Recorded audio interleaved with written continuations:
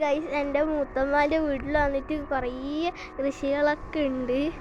അപ്പോൾ നമുക്ക് കുറേ കാണാം. ഇതാണ് വിയറ്റ്നാം ചക്ക. ഒന്ന് നമ്മൾ പറിച്ചിട്ട് അത് നല്ല ടേസ്റ്റ് ഉണ്ടായിരുന്നു കഴിച്ചപ്പോൾ.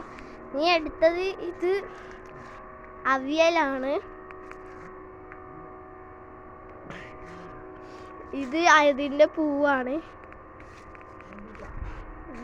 ഇത് പിന്നെ നെല്ലിക്കയാണ് കാണിക്കാൻ പറഞ്ഞത്. ഇത് നെല്ലിക്കയാണ്, വയലറ്റ് നെല്ലിക്ക.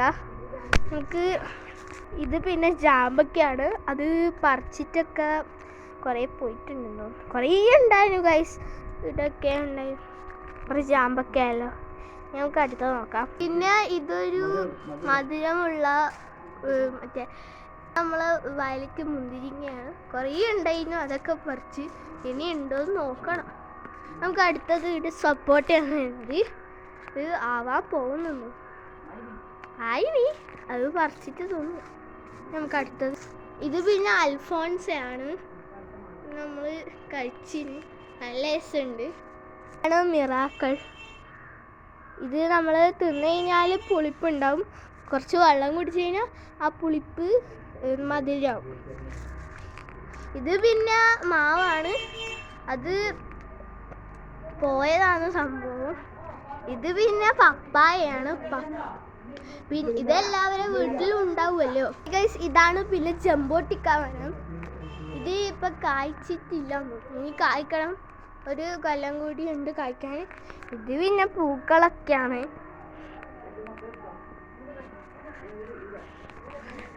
ഹായ് ഗൈസ്, ഇത് പിന്നെ ചെടിയാണ്, പിങ്ക് കളറുള്ള. ഇതിൻ്റെ റെഡ് നമ്മളെ വീട്ടിലുണ്ടായിരുന്നു.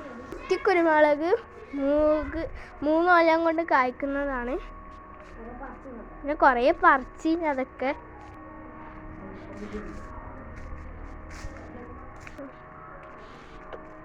ഇതൊക്കെ കുറേ ഇതാണ് ഡ്രാഗൺ ഫ്രൂട്ട്. ഇത് ഇനി മുളച്ചിട്ടില്ല. ഈ ഡ്രമ്മുകളിലാക്കുന്നത് കൊണ്ട് ആക്കിയത് സ്ഥലമില്ലായിട്ടാണ്. അപ്പോൾ ഇത്രയേ ഉള്ളൂ നമ്മളെ വ്ളോഗ്. ഇഷ്ടമായ ലൈക്ക്, ഷെയർ, സബ്സ്ക്രൈബ്. ടാറ്റ.